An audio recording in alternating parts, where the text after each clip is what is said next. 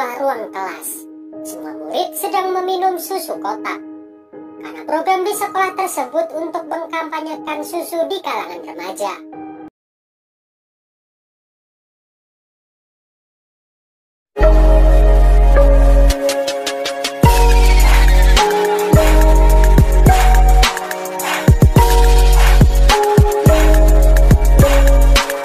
Di sini kita diperkenalkan Yuko Moriguchi, seorang guru SMP. Terlihat Yuko menjelaskan tentang pelajaran, tapi semua siswa tidak memperhatikannya dan malah asik sendiri. Yuko pun bilang kalau dia akan berhenti mengajar akhir bulan ini. Seluruh siswa menyambut dengan senang berita tersebut.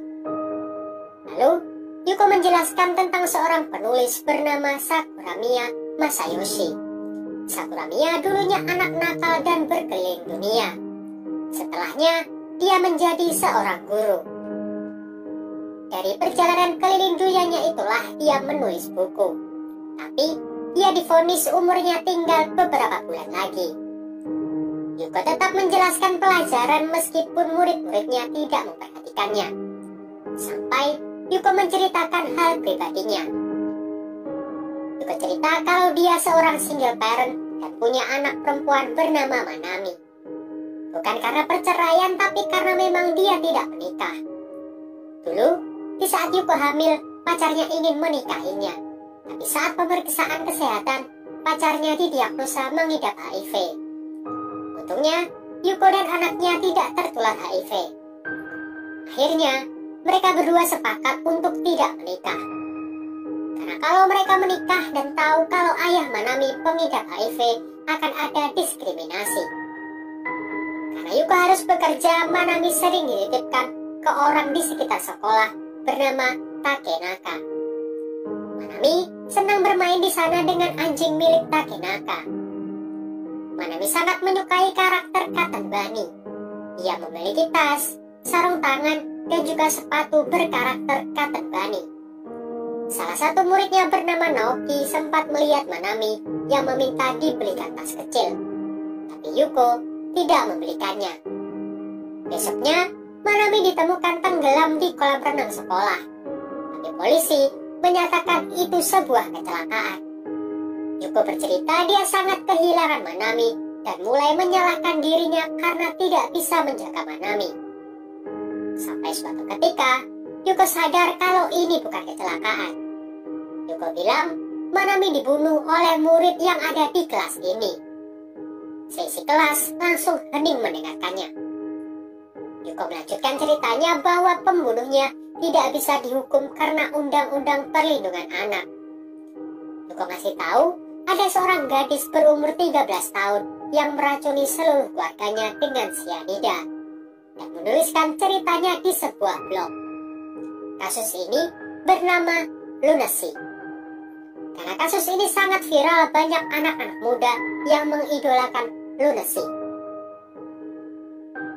Seluruh murid penasaran siapa pelaku yang membunuh Manami, tapi Yuko tidak bisa menjelaskan siapa pelaku. Yuko ngasih tahu ayah Manami adalah Sakuramiya Masayoshi. Sakuramiya juga sangat terpukul dengan meninggalnya Manami. 1 minggu yang lalu, Yuko pergi ke rumah Takenaka untuk mengambil barang-barang milik Manami. Di sana, dia menemukan tas kecil yang Manami inginkan, tapi nggak pernah dibelikan oleh Yuko. Kemudian, Takenaka bilang tas itu ditemukan di dekat anjingnya. Karena rumah Takenaka dekat dengan kolam renang, Yuko teringat kalau ada satu murid yang dihukum untuk membersihkan kolam renang. Yuko bilang kalau pelakunya ada 2 orang. Ia menyebutnya siswa A dan siswa B. Siswa A adalah murid yang pintar dan tidak terlihat seperti murid bermasalah. Tapi banyak rumor aneh tentang dia. Saat SD, dia sering menangkap kucing dan anjing, lalu menyiksanya sampai mati dengan alat ciptaannya. Lalu foto-foto penyiksaan hewan itu dia posting di websitenya. Beberapa hari yang lalu, siswa A menunjukkan penemuannya ke Yuko. Sebuah dompet yang bisa mengeluarkan setrum. Dompet itu diberi nama dompet anti copet. Dan dompet itu juga jadi juara pertama di kompetisi tingkat SMP. Disitulah para murid tahu kalau siswa A yang dimaksud Yuko adalah Suya.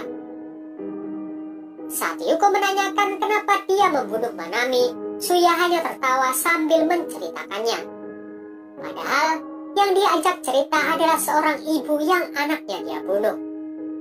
Motif Suya membunuh adalah ingin diakui sebagai jenius. Tapi saat penemuan Suya diberitakan di koran, perhatian orang-orang malah tertuju ke gadis 13 tahun yang membunuh orang tuanya. Jadi, dia membunuh biar diakui seluruh dunia.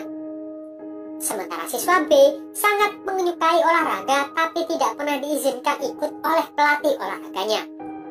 Dia sering kesal ke pelatihnya tapi tidak berani diungkapkan. Suatu hari, siswa B bermain game dan berkelahi dengan orang sampai ditangkap polisi. Dia pun mendapat hukuman dari sekolah untuk membersihkan kolam renang selama 2 minggu. Murid-murid lain yakin siswa B adalah Naoki.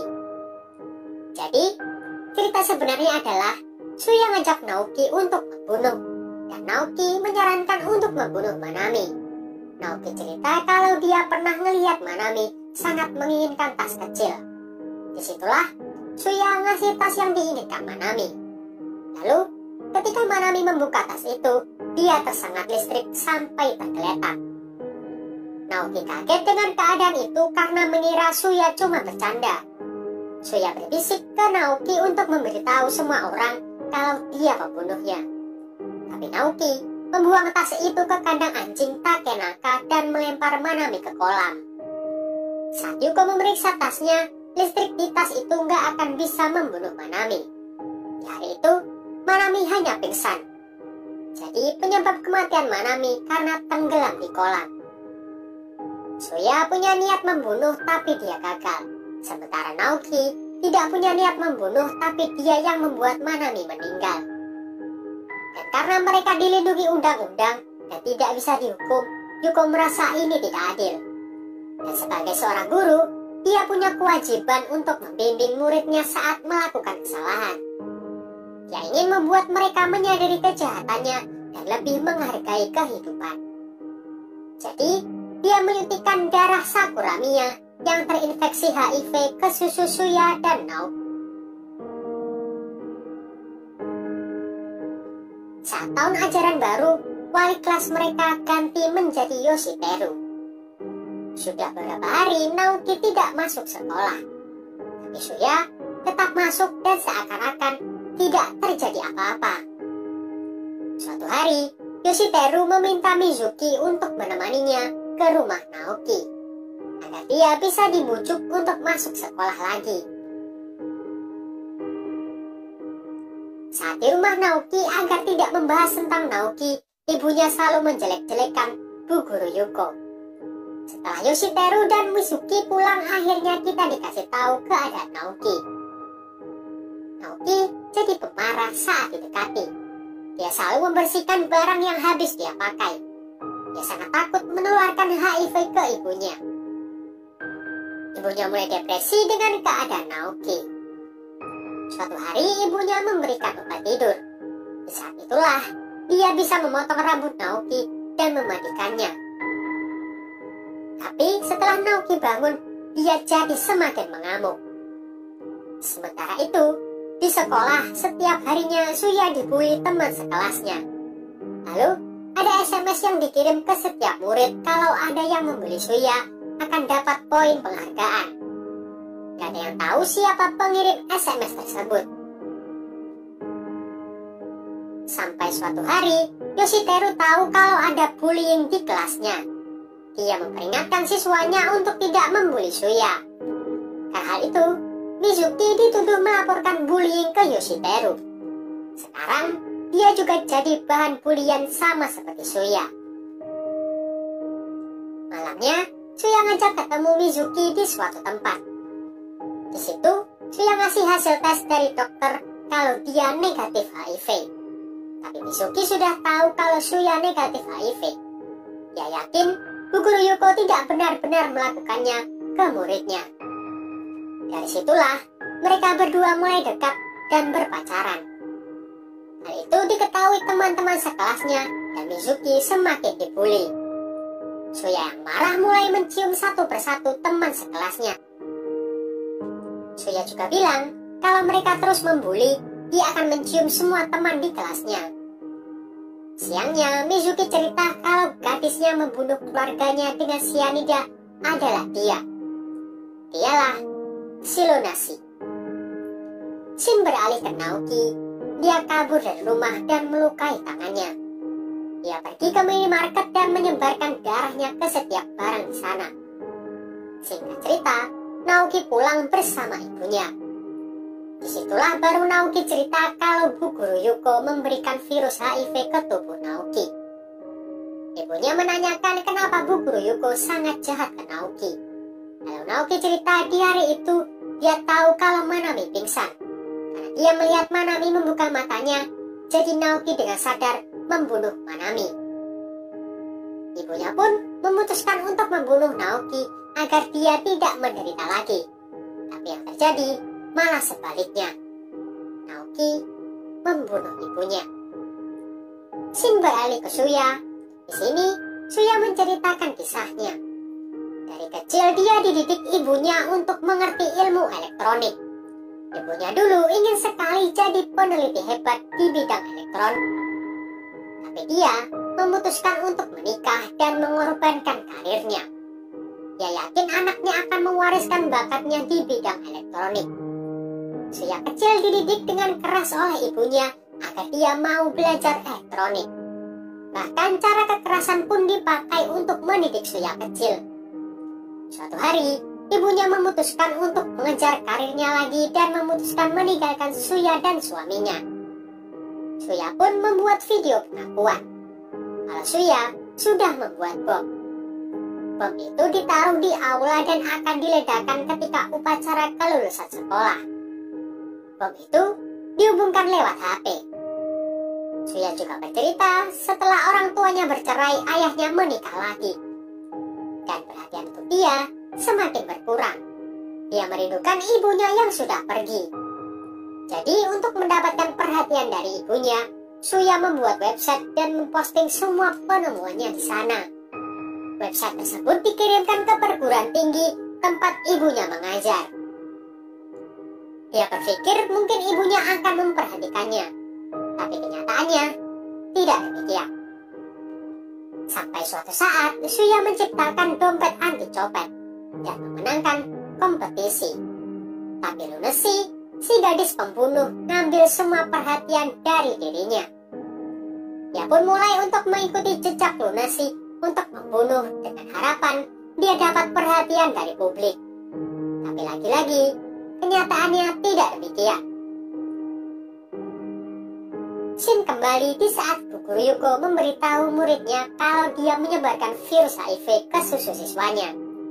Di situ, Suya tertawa. Dia berpikir kalau dia mengidap penyakit HIV, ibunya khawatir dan akan datang.